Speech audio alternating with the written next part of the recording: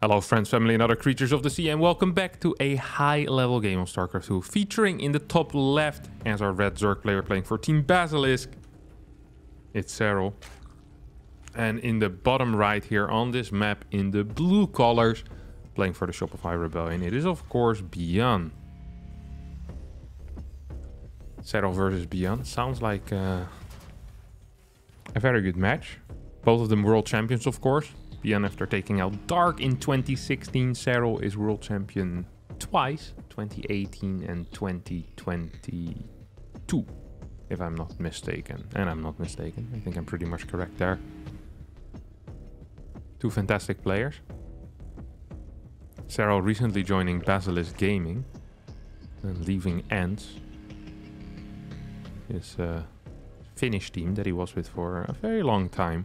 It's always fun to see players stick with their team for a long time. 6, 7, 8 years I think it was. Extremely long time. Especially in StarCraft 2. Just in esports in general, it's rare to see something like that. Overlords being sent around the map scouting for potential proxy barracks. That's not what Byun is going for. He is opening most likely with a 2 racks, because that is his go-to follow-up from a command center first. But these 2 racks are A, very late, and B, on his own side of the map, so nothing for Serral to worry about here in the first minute and a half, minute 45 seconds. Pools coming down, with just some gas mining. So we're here on Grassvan, a map that is known for its camp-friendly positions. Some beautiful tank locations here, which kind of allow you to keep this area safe. Of course, Vipers can deal with that. Difficult to engage, like 3rd base in general. 5th base can be hard to take out. 6th base can be hard to take out as well. And very often out of Terran players we see this as a 4th base. And then 5 and 6 over here as relatively easily defendable bases. But first we need to see whether Byun can get there, of course. That's often a tricky thing against Serral as well. Very solid in the early game. Sometimes just get so far ahead that playing the late game is almost no point to it anymore. Reactor finishing up. Is this reactor first? This is indeed reactor first. Reactor first into Tech Lab. So we're going to be seeing double Marines here being pumped out for Byun. And then that Tech Lab. You already have a factory coming down. So this is very similar to a standard 2-1-1 from a Reaper expand, except this is with a faster command center. It has less scouting, but it's still going to hit very hard, and it's just better eco simply. So yeah, if you get away in the early game with this, it feels fairly good for the Terran player. Ling is going to die, but gets the full information. That is a big deal here for Serral, who can now pretty much get his perfect counter going. Whatever Serral believes is best against this build, he can execute it. And that's the thing about Zergs. Zerg players have a lot of different paths that they can walk, right? Sometimes they require a faster second gas, sometimes they want a lair before Baneling Nest, sometimes they want a really quick Roach Warren. There's different options that they have defensively, and in order to pick the optimal one, they need information. Serral now has that information. And it's not like Byun can transition out of this build. No, this is a 2-1-1 setup. You're gonna go for a 2-1-1 with this.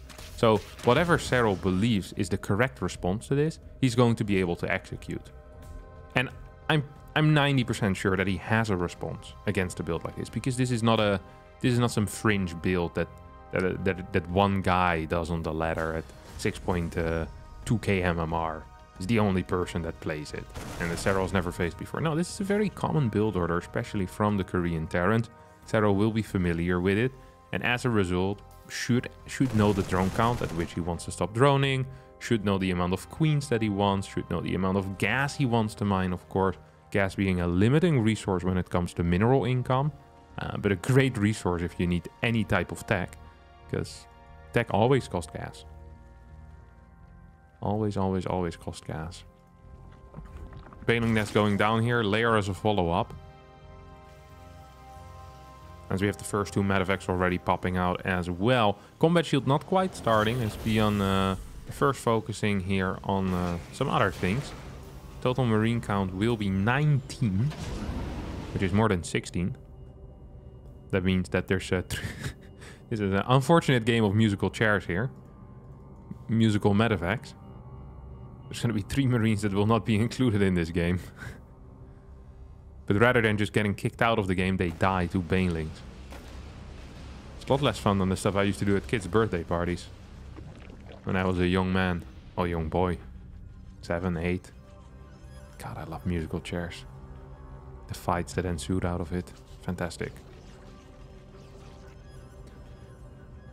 19 Marines moving forward, not feeling it. Serral has the response set up here. 10 queens, 55 drones, 26 links. Now constructing a couple of banelings as well, as he's preparing for the combat shield follow-up.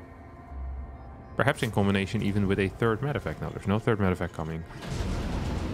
Oh, 2 Marines get left at home. These bad boys go on a hike towards their third base location. Overlord might get popped. Might stay alive.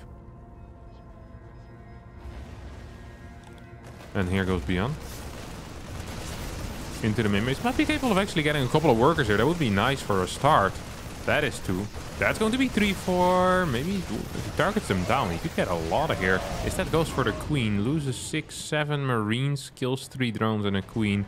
A bunch of links must have also gone down. Not so sure if this was the perfect trade that we were dreaming of, Byun. Has superior upgrades. Decent eco. Is down in supply currently. Fourth base is more than halfway down for Serral as well, as the third command center is floating over here towards that third base location. Couple depots coming in as well.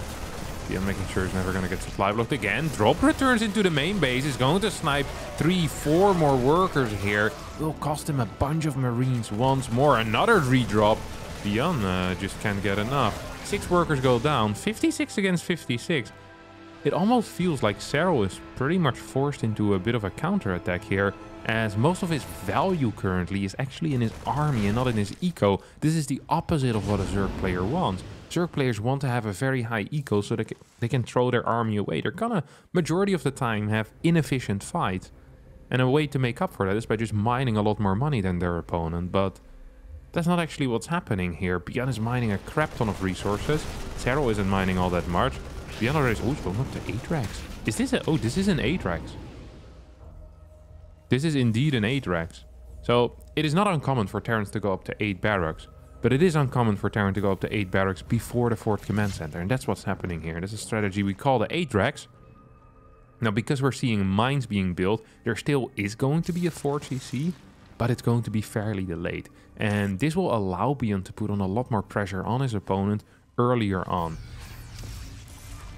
Serral probably wants to scout this.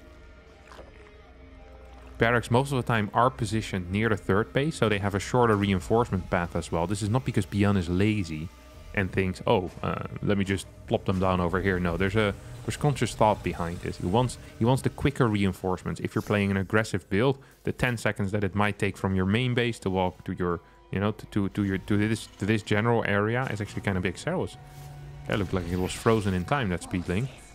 We'll spot the fast extra barracks as well as the tech labs. And no fourth base yet. And Serral's probably going to be stuck on 79 workers for a little bit because of that. I don't think he's quite going to transition into a super late game mode, or like the early stages of the late game where you go like 95, pure Hydra Link Bane and just throwing units away into planetaries. I think Serral actually should stay at a relatively normal drone count at this point, at least until he stops the incoming push. I do believe he's ready for it. There's just not a whole lot of splash here for Byun. This is not good control. He's going to lose a bunch of Marines for free. Mine's not going to connect with a lot of links either.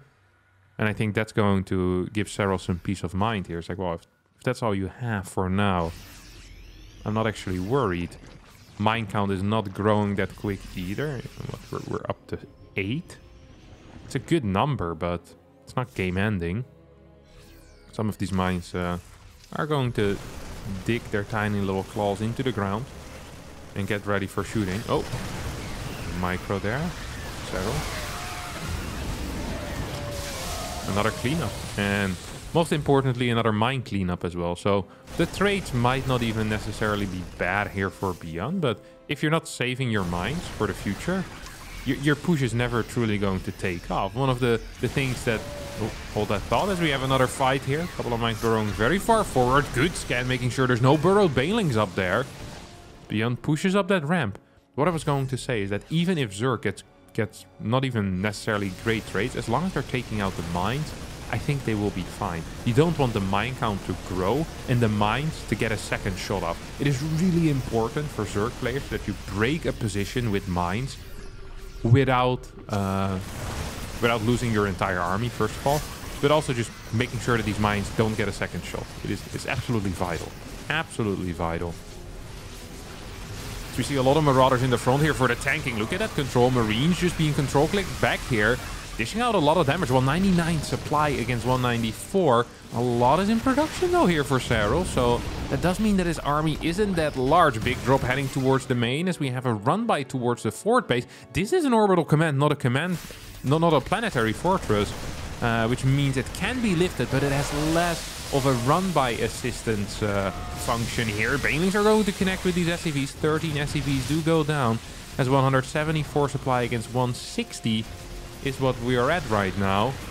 With only 3 Banelings remaining on the low ground. The rest needs to rotate back towards this. I think this was the fort base rotation, or the fort base location, if I'm not mistaken. Maybe the third base?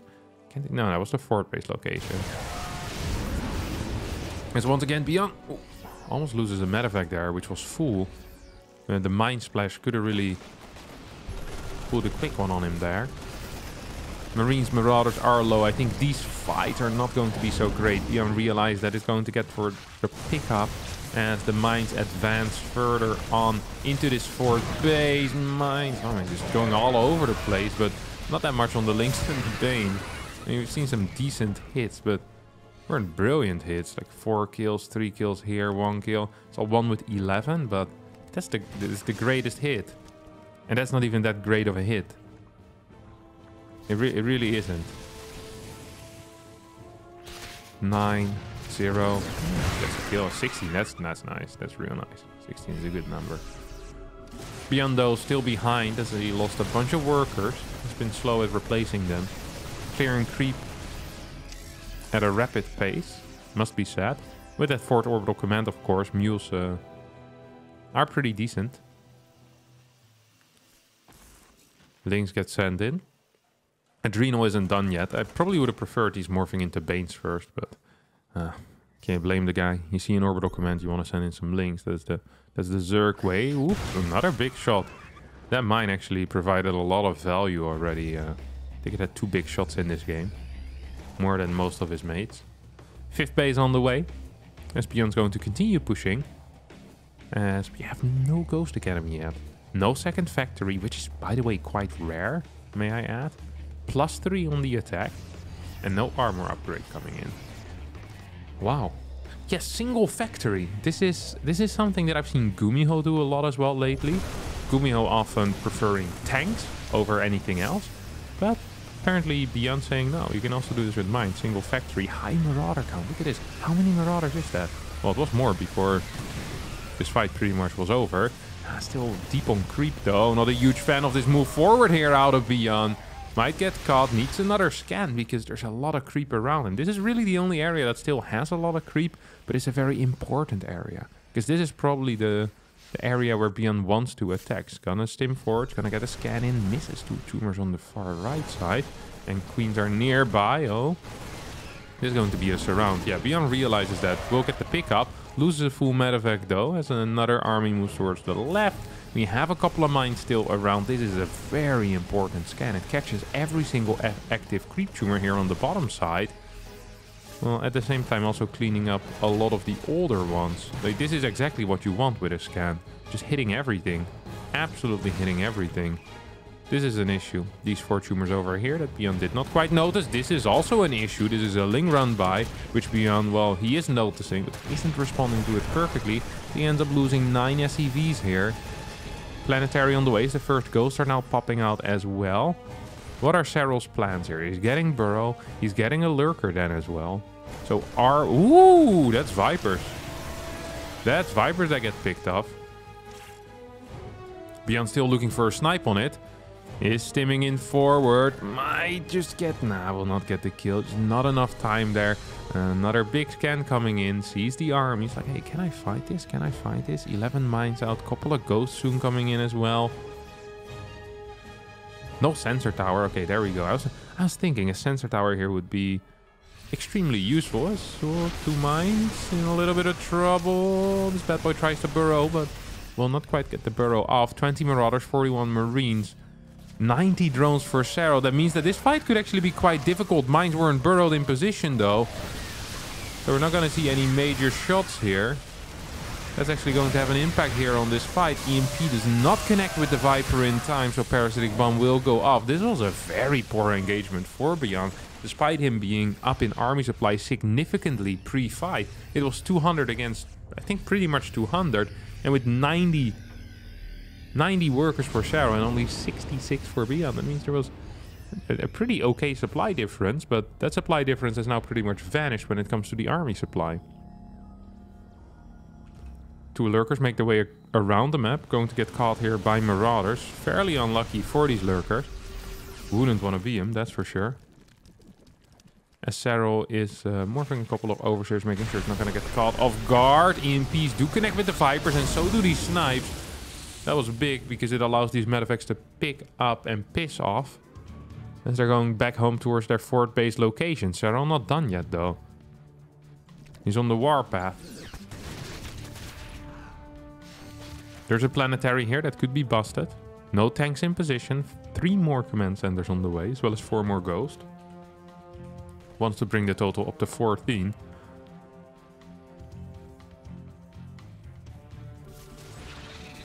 Barrow has finished up and the Nidus network is on the way.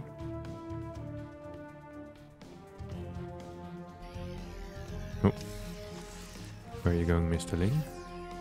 Just having a little burrow over here on that potential 6th base.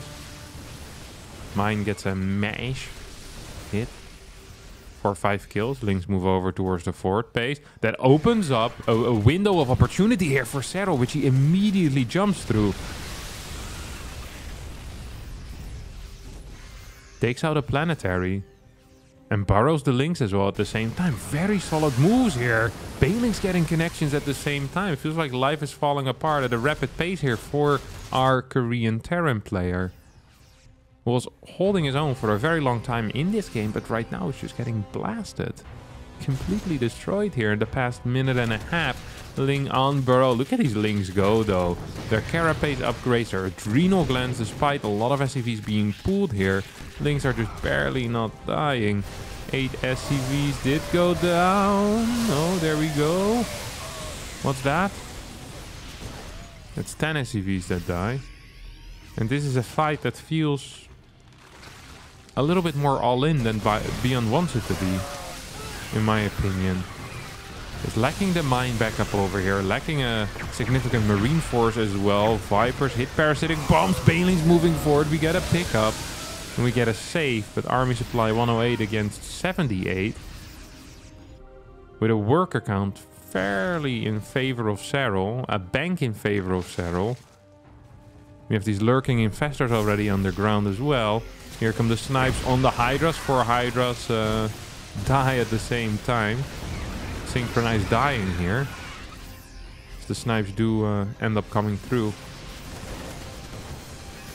We're just lacking damage output in this army right now. There's not enough units. We have another Ling run by heading over towards that orbital command center in the bottom right.